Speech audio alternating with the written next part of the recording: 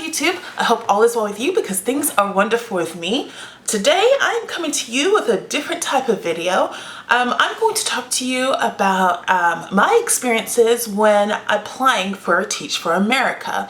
And I wanted to come with a video about the experience because I have seen a lot of people inquire about what it's like to apply for Teach for America. And I've seen bits and pieces here and there, but no one's ever, I guess, from what I haven't found it, talked about the whole entire process and what it was like for them and I guess their feelings about the situation on camera. And so because of that, I decided, let me go ahead and do this for you right quick. So at least you have one unique experience that you can pull references from. Okay, so in this video, I'm just going to talk about how I came to applying for Teach for America and why I decided to try to get in. And then I'm going to talk about my personal experience with the interview process and then the results of the interview process. Okay, so around 2016, January 2016, I was working at a nonprofit organization in which I completely loved that job. I was in charge of an after-school program that was in a school. And so basically we took the students that was struggling academically and students that had low economic backgrounds, and we had them in an after-school program. And so it was free to them, and it was a chance for them to get their homework done, get extra tutoring help if they needed it, and also we had a lot of fun activities for them to do. And so I loved that job because I felt like I was providing a service that people really appreciated, because it was a free after-school program, so the parents didn't have to worry about picking up their kids from work, hiring a babysitter, because we were there to take them and have a nice, happy, safe environment for them until the parents were off work. So I had been doing that for approximately 4 years, and the unfortunate thing about this particular job is it was federally funded and it was a 5-year grant. So we were in year 5. So it was kind of up in the air what they were going to be doing with the program after the grant was ended.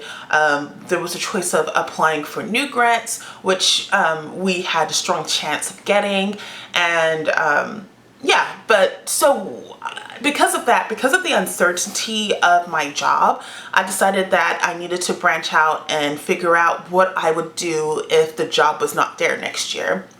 And something I really wanted to do was teach.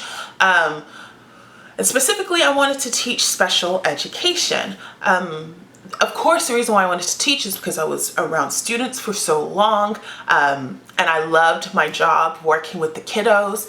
And on top of that, before I had my nonprofit organizational job, I was working at a state-supported facility in which I was taking care of adults that had special needs. And I enjoyed that job a lot too. A lot of people said that you wouldn't enjoy the job because it's a lot of hard manual labor, because you're making sure everyone's teeth is brushed, you have to wash them sometimes, you deal with a lot of bodily fluids. But for some reason, I enjoyed the job so much. I enjoyed interacting with the clients, getting to know their unique personalities, enjoying their company, and I really enjoyed it. And through that, I even became what they called a desensitization dental assistant, in which I would calm patients down before taking them to the dentist, because a lot of the times people with special needs would freak out and be scared of the dentist, and so it was my job to kind of bribe them to come, and I enjoyed it immensely. It just didn't pay enough, and so that's the reason why I went to the nonprofit organization. But I wanted to combine my two passions together and teach special education. So I was looking at alternative, alternative teaching certification programs, and there was a lot of options on the table. And then some people had suggested that I try Teach for America. So of course I look it up, And from what I see, I'm just like, oh, I don't know if this is for me because first, it seems as if they're targeting students that have just graduated from college. And from what I saw on message boards and things like that, they want high achieving students. Usually they target Ivy League schools. And also TFA had a little bit of a bad rep at the time. So I kind of had looked at the website. I figured it wasn't for me because, yeah, I just figured it wasn't for me. So I moved on and tried to start looking for other things. But you know how when you visit a website, Google picks it up and they put it in ads everywhere. And so I would see on my Facebook page, other pages, I would see, oh, remember the deadline to sign up for Teach for America is March 3rd and all that stuff. And so eventually it was approaching a deadline and I decided, you know what, you might as well cast a wide net. Let me just go ahead and apply and see what happens.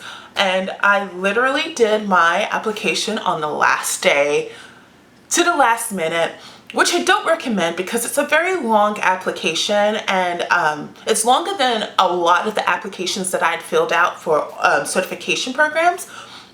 Well, first off, you have your regular application about, where you live, who you are, and then they have you put in manually your college transcript, which was the worst. Partly because I had not the best grades and I didn't want to revisit that.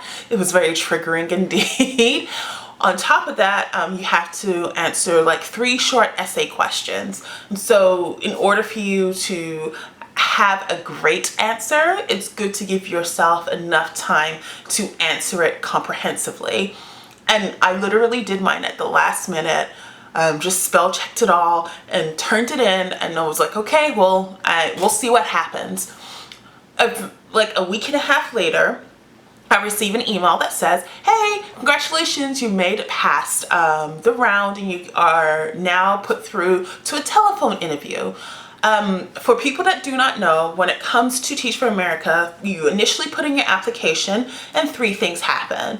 Either 1, they say, thank you, but we would prefer to go a different direction.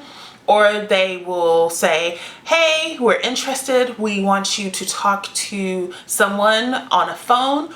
Or 3, they will go ahead and say, we think you're a perfect fit for our organization, so we're going to put you straight through to our final in-person interview, which includes a lesson plan, teach, and other things. So I was told I can get a phone interview and I was like, okay, this is cool. But it was at the most inconvenient time because I was about to go on spring break and I went to Colorado for spring break. So my phone interview was scheduled the day that I left for Colorado. So I went on the plane, rushed to my hotel room, and I waited for the phone call, and I got to talk on the phone with a lovely person from Teach for America. The phone call lasted approximately 30 minutes, and me personally, I love interviews because I'm very narcissistic and I love to talk about myself. And so I don't remember most of the interview, but I just remember the theme of all the questions was, what were your difficult times in life and how did you overcome them? That was the overarching theme of all the questions that were asked of me. For me, I felt like the interview was a breeze because, like I said before, I like talking about myself. And so afterwards, they just said, wait and you'll get a result of what we think through email. So once again, waited, I can't remember, a few weeks, if it was 1 week, 2 weeks, 4 weeks, can't remember. But eventually I got an email that said, congratulations, you are through to the final interview.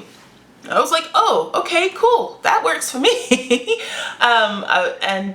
When it came to that, it was so funny because on that day, I found out about going through to the final interview. And on that day, I also found out that I had been rejected. I had applied for like a screenwriting competition with Issa Rae and the Color Creative, or Project Greenlight. It was Project Greenlight. And I thought I'd written like the best script for this particular web series, but I didn't get picked. And I was so crushed. And at the same time, it was like Teach for America was like, hey, you into the final round. And I was like, well, at least somebody wants to see me. But anyway, that's neither here nor there. So when it came to the final interview, I felt like there was a lot of stuff that I had to do before I get into that final interview. First off, they have you take a series of tests online.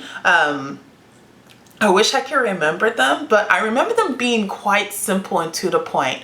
They just ask you, they had scenarios, and then they asked your opinions about these particular scenarios.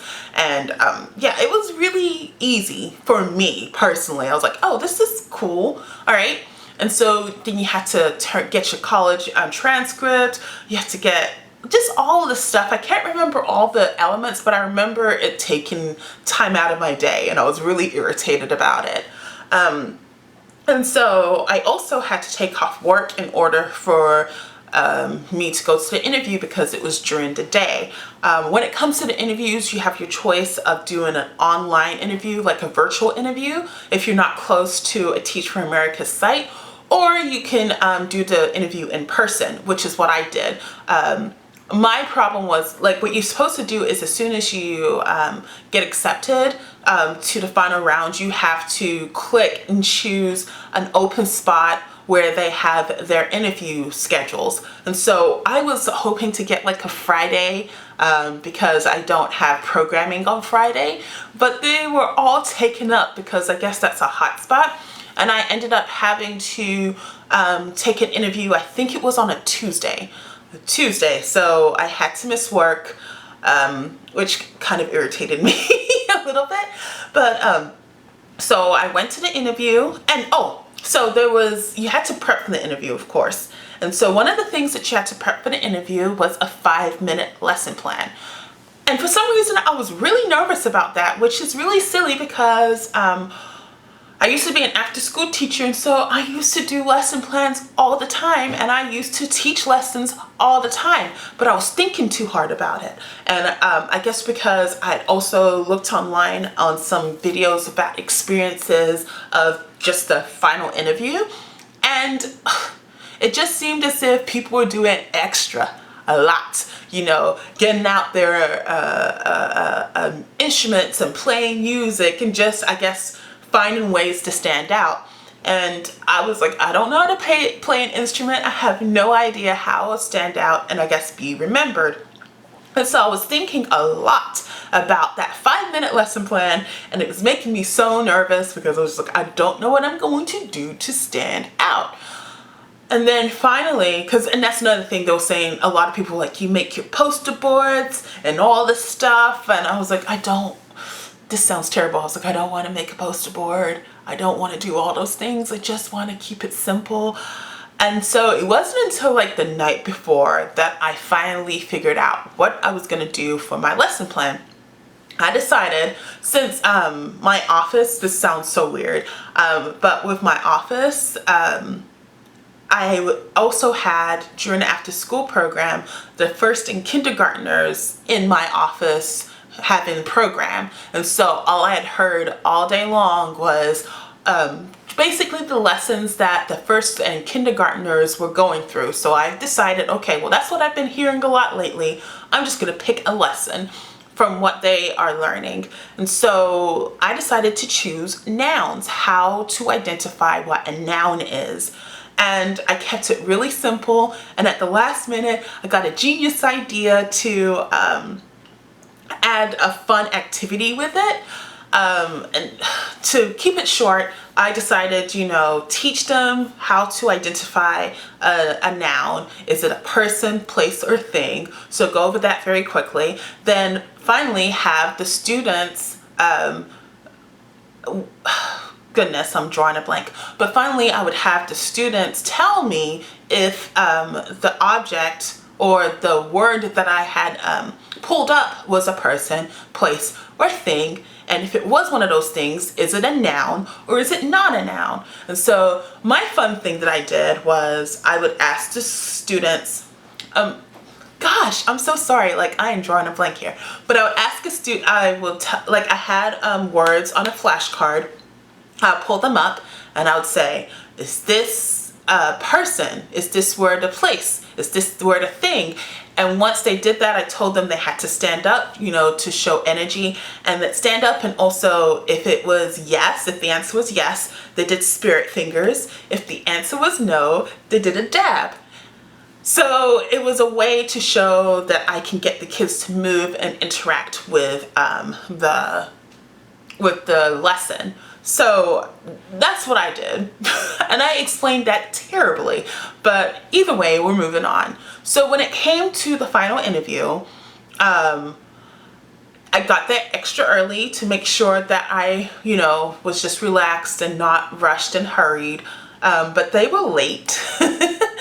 But we went into this building that was in downtown Dallas. Everyone around me was babies. Everyone was like 22, just really young. And I was like the old head. There was maybe only one other person that was old, but everyone else was like so young, barely out of college, maybe out of college for a year, or they were graduating in the next few months. So I remember, because I'm just kind of chill and ready to, you know, talk about myself again and have fun with this interview. I remember sitting next to this one particular young lady, and she was sitting there straight backed, just serious, and she is going like this. She was trying to memorize her lesson plan, poor thing. And so, like, at first I didn't realize what she was doing. And I was like, hi. And then she kind of like totally ignored me. She was just like, because she was trying to get through her lesson plan. And I will say this, I mean, it's clear that she wanted it so badly.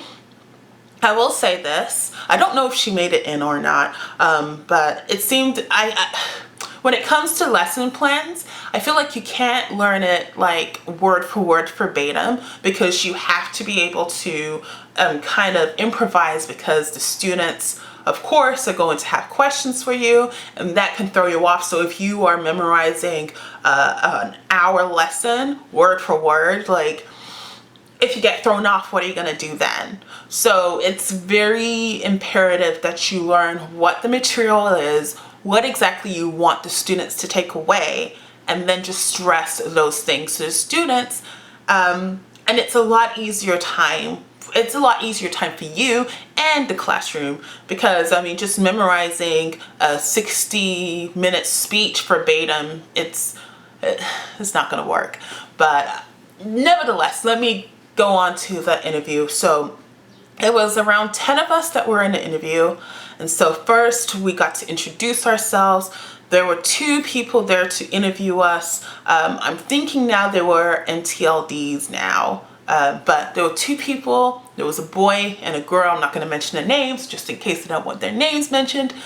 And we went around the table, introduced ourselves, and they talked a little bit about TFA and what the mission statement was. Afterwards, then it was time to go straight into the lesson plan portion. And so we got to volunteer on who got to go first. And I was like, I need to get this over and done with. I am going first. And one thing that I appreciate is the fact that I didn't bring too many like objects and props. I just had my note cards with my words on it, and then also like a worksheet to say, hey, at the end of this lesson, you are going to do this worksheet. So that's the only things I brought. And a lot of people brought these huge poster boards. Someone brought their laptop and they had like a PowerPoint presentation on it. But I was happy that I had just my note cards and my worksheet. So I went through the lesson. And so, what happens basically is you are teaching the lesson as if the people who are interviewing and also the interviewers are the students. So everyone acts like a student and you're teaching the lesson. And so it was a lot of fun because, of course, since they're adults, they followed along perfectly. And so I did my lesson. And one thing I noticed is the people that were interviewing us, they would shout out wrong answers just to kind of throw you off. But I was also told if they shout out wrong answers, that means you're doing well. And so they want to see how you would react. and how you would correct a student if they shout out the wrong answers. And I felt like I picked it up in stride. I was like, oh, no, honey, remember, let's think, is this a place? Is this a place you can go to? And you know, it was pretty cool. And they really seemed to enjoy the spirit fingers and the dab portion of the lesson. And so everyone seemed to have fun with it, and I was done in exactly 5 minutes. I did not go over. They didn't have to cut me off. I was like, yeah, that's what's up. So I was finished, and then everyone else around the circle went. And for the most part, everyone had, you know, pretty solid lesson plans. I will say, well, two things happened that was kind of unfortunate. And so I'm just going to say those things so that you guys can be on the lookout for them if you get to that interview portion. First off, like I mentioned before, please don't memorize your lesson plan verbatim, because you'll get thrown off. And basically don't memorize it as a speech, okay? Memorize the parts that you want the students to understand. Because when you memorize it as a speech, if you forget one part, you're gonna get thrown off, and then it's really hard to get back on. And so the person that was memorizing her stuff before the interview, she of course drew a blank, and she just felt, you can tell that she was not happy, not comfortable, and she wasn't enjoying herself. And I felt like this is something that you could have enjoyed and had fun with, you know? And so another person, this is another thing you should not do. Another person misunderstood the assignment, and she had a full-fledged 60-minute lesson plan. And she also had electronics, which I don't recommend. Don't bring PowerPoint presentations unless you have all the equipment to set up and do all that stuff. Like I recommend you don't use it, okay? Only because usually you don't know if the place that they're going to have the interview is going to have all the equipment you need in order to do the lesson, like a projector or computer and all that stuff. So I just suggest you either use poster boards, use note cards, use the board that they provide you. Use those things. I would not do electronics. And some woman had electronics, and she also had she was trying to show a video. And then she was also not actually teaching a lesson plan. She was saying, in this lesson, what I'll do first is I'll ask the kids, what do they know about amphibians? Then I'll show a video about amphibians.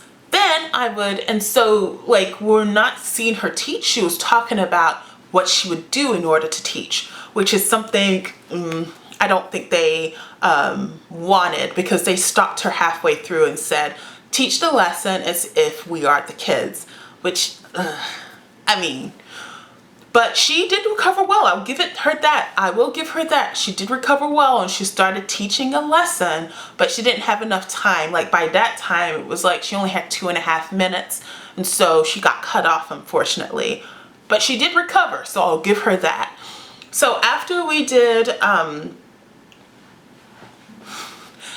the lesson plans, they gave us like a paragraph to read, and the paragraph was basically the scenario. And afterwards, we as a group had to discuss what solution we had to this particular scenario. I guess I'm not going to go into it because they said don't talk about it, so I'm not going to talk about it. But basically, as a group, we had to talk about what we would do as a board to solve this particular problem. And that was fun. Like I guess because I'm older, I kind of dominated the conversation a little bit, which was kind of mean of me, to be quite honest. I shouldn't have done that. I was like, yeah, we need to do this. All right, let's vote. Like, it was really bad. But that was over. And then afterwards, we had one-on-one interviews. And so we had to sign up for a time slot. And I pulled rank. I was, like I said before, I was a little hoity-toity for that interview, which I feel bad about. Because I was like, I need to go back to work. So I need the first interview slot, please. Thanks. okay, just being a diva. So the interview was supposed to last like 45 minutes. My interview was really short. I would say that she spent 20 minutes tops with me. Main questions were, why do you want to do Teach for America? Why you chose it? I gave my answers. And I have to say one that I thought was pretty funny. She asked,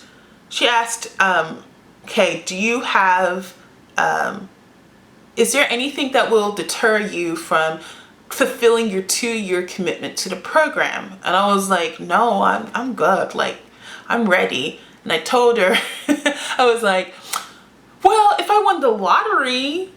And she gave me the dirtiest look, like, really? Really? The lottery would make you abandon your kids? Like, it was so funny. I understand why she thought it was a silly answer, but my justification of the situation